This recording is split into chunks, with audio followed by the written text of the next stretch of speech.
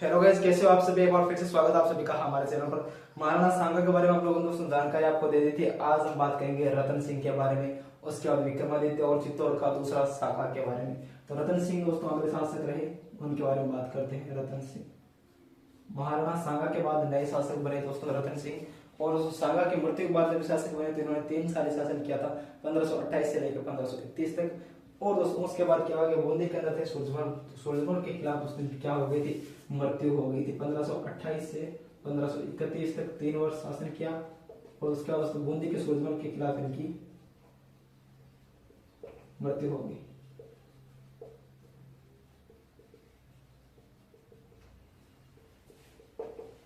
उसके बाद नेक्स्ट राजा के बारे में बात करें दोस्तों, वो थे विक्रमादित्य। उसके बारे में हम लोग बात करते हैं दोस्तों, बहुत ही इंपॉर्टेंट चीज है उसके बाद, क्योंकि यहाँ पर शाखा आने वाला चित्तौड़ का सेकंड, तो वो दोस्तों इंपॉर्टेंट है। हम लोग आज चित्तौड़ के शाखे के बारे में जानकारी आपको देंगे। तो दोस्तों पहला शाखा हम लोगों ने पढ़ा था 1303 के अंदर, हुआ था पद्मी और राम रतन सिंह मोरा बादल वाला। आज हम बात करते हैं विक्रमादित्य के बारे में। पिता इनके थे सांगा और दोस्तों माता इनकी थी हाड़ी रानी। यहाँ पर दोस्तों एक बूंदी की हाड़ी रानी थी, सर्क शिकार ही दोस्तों इनकी कर्मावती। ठीक है, चलिए बात करते हैं विक्रमादित्य के बारे में।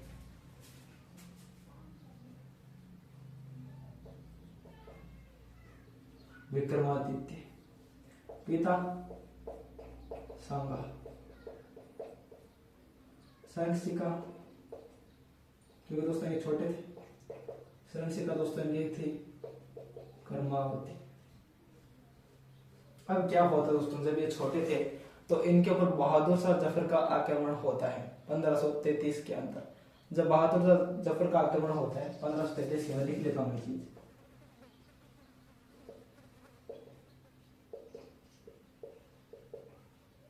जफर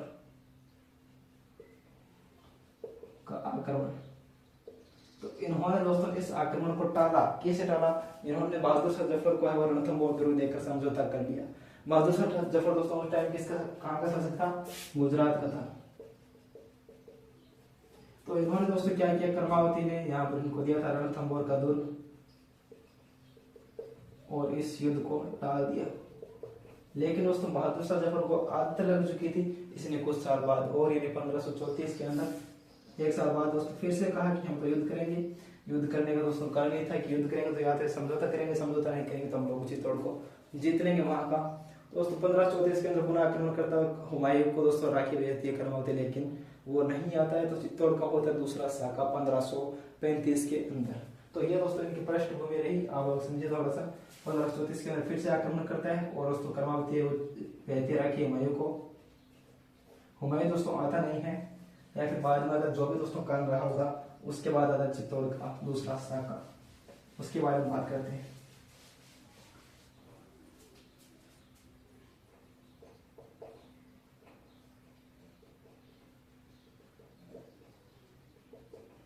पंद्रह सौ 35 के अंदर होता है। यहाँ पर दोस्तों जौहर और केसरिया 2 होता है, जौहर केसरिया। जौहर क्या दोस्तों, कर्मावती में। केसरिया दोस्तों कौन करता है? केसरिया यहाँ पर करते हैं बाघ सिंह। केसरिया करता है बाघ सिंह। यहाँ का दोस्तों कोई सेनापति रहा होगा, क्योंकि यहाँ पर विक्रमादित्य छोटे थे उस टाइम। तो बाघ सिंह दोस्तों केसरिया करते, कर्मावती जौहर करती है। और उस युद्ध के अंदर क्या होता है आपको पता है, जब शाखा होता है तो पूरा यहाँ पर यही होता है कि यहाँ पर दोस्तों सामने वाली टीम हारने वाली है। तो दोस्तों इसके अंदर जीत हो गई थी इनकी, बहादुर शाह जफर की। और इसकी दोस्तों जानकारी जो है, इस शाखा की जानकारी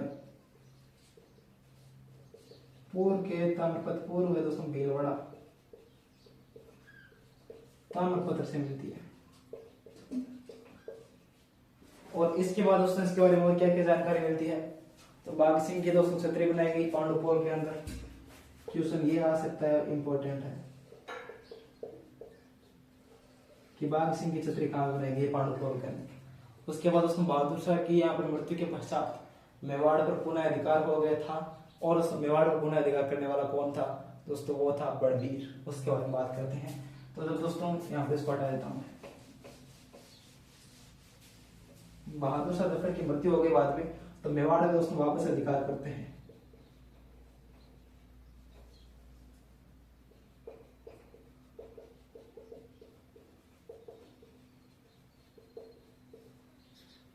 बड़वीर करता है। बड़वीर कौन है, यहाँ पर अधिकार होता है, बड़वीर को राजा बना देता है। फिर बड़वीर कौन है दोस्तों, जो हम लोगों ने पढ़ा था उड़ना पृथ्वीराज, ये किसका था दोस्तों, रायमल का पुत्र था ये।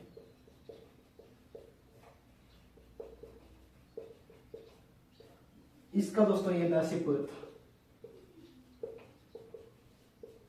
यानी ये बड़वीर तो जो है उड़ना पृथ्वीराज का दासी पुत्र था और इसको बाद में राजा बना दिया गया मेवाड़ का। तो उसके बाद में क्या होता है कि यहाँ पर 1526 के अंदर बड़वीर ने विक्रमादित्य की हत्या कर देता है 1536 के अंदर, और उस उदय सिंह को भी मारना चाह रहा था। आप लोगों ने वो कहानी सुनी होगी। तो बड़वीर किसकी हत्या करता है 1536 के अंदर, विक्रमादित्य की। और ये दोस्तों पूरा राज्य लेना चाहता,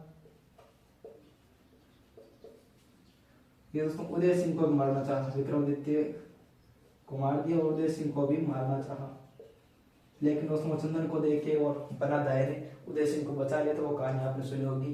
तो उसके बाद दोस्तों हम लोग इनके निर्माण कार्य की बात करें, तुलजा भवानी का मंदिर में नवलखा भंडारों ने, उसके बारे में कोई इंपोर्टेंट बात है नहीं। तो हम लोग नेक्स्ट वाला पढ़ेंगे उदय सिंह। उदय सिंह के बारे में दोस्तों थोड़ी सी आपको जानकारी देते हैं, उसके बाद नेक्स्ट बात करेंगे हम लोग। उदय सिंह के बाद आता है दोस्तों हमारे महाराणा प्रताप आते हैं क्या। चलिए बात कर लेते हैं हम लोग, थोड़ी सी इंपॉर्टेंट बातें हैं उदय सिंह के बारे में, और उसके बाद हम लोग इस वीडियो को एंड करेंगे। आशादेवपुरा ने परत आए उदय सिंह को कुंभलगढ़ दुर्ग में शरण दी थी, वो चीजें बात करेंगे हम लोग। चलिए उदय सिंह के बारे में देखते हैं।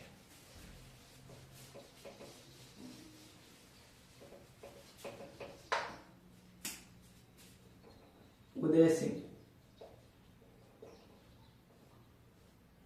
जब दोस्तों चंदन को देखे, और चंदन जब मर गया तो उसका उदय सिंह बच गया था, पन्नादाय दोस्तों इनको बचाया था। तो यहाँ पे दोस्तों बाद में पन्नादाय उदय सिंह को लेके कहीं पे गई, क्योंकि ये उदय सिंह को मारना चाह रहा था। तो इसलिए आशा देवपुरा ने पन्नादाय और उदय सिंह को कुंभलगढ़ दुर्ग के अंदर शरण दी थी। इसके बारे में दोस्तों बात है। उसके बाद एक युद्ध होता है मावली का युद्ध। मावली का युद्ध होता है 1540 के अंदर उदय सिंह और बड़वीर के बीच, उसके बारे में बात करते हैं। इंपॉर्टेंट बात यही है मावली का युद्ध 1540 के अंदर। ये किस किस युद्ध होता है, उदय सिंह वर्सेस बड़वीर। तो दोस्तों इस युद्ध के अंदर क्या होता है, ये दोस्तों एक उत्तराधिकारी युद्ध आपको बताएं। दोस्तों इस युद्ध के अंदर क्या होता है कि उदय सिंह की हेल्प करता है मालदेव, और दोस्तों यहाँ पे बड़वीर की हो चुकी थी हार। बड़वीर दोस्तों हार के चला गया था दक्षिण भारत, इसकी हो गई थी हार, और ये दोस्तों दक्षिण भारत चला गया क्योंकि इसके दक्षिण भारत के साथ संबंध थे। उसके बाद क्या हुआ दोस्तों, उसके बारे में बात करते हैं, क्योंकि उदय सिंह उसके बाद राजा बन गए थे। उसके बाद देखते हैं नेक्स्ट।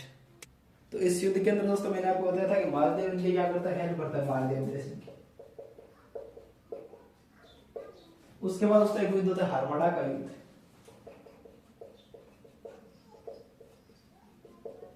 हरमड़ा के युद्ध के दोस्तों क्या होता है, मालदेव दोस्तों यहाँ पर अपोजिट चलाता है इनके। ये दोस्तों रंगराय नामक एक महिला थी, उसके कारण दोस्तों युद्ध हुआ था। इसका कारण देखिए दोस्तों, हरमड़ा के युद्ध का कारण आपको पता चलता है रंगराय महिला के कारण युद्ध हुआ था। इसके अंदर दोस्तों क्या था, एक थे उदय सिंह वर्सेस हाजी खां पठान।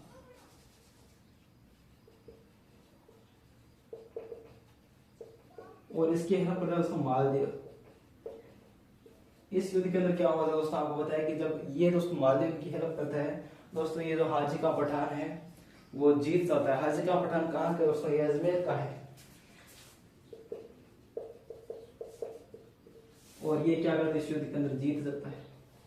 जब इस युद्ध के अंदर इनकी जीत हो जाती है दोस्तों, उसके बाद क्या होता है 1559 के अंदर उदयपुर बसाया इन्होंने उदय सिंह के अंदर दोस्तों। ये चले जाते हैं यहाँ पर उदयपुर, और 1559 के अंदर उदयपुर बसाते हैं ये 1559 के अंदर उदयपुर को बसाया, क्योंकि दोस्तों ये युद्ध हार चुके थे। युद्ध हारने के कारण वो जगह इनको मिल चुकी थी दूसरों को।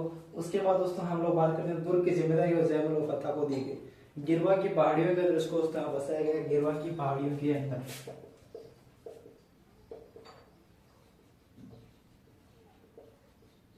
और जिसमें पहले वाला दुर्ग था उसकी जिम्मेदारी जो है वो जयमल और फतह को दी गई।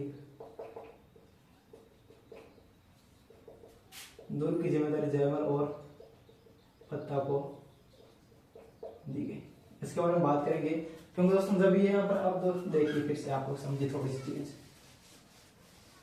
इंपॉर्टेंट बात है ये समझिए।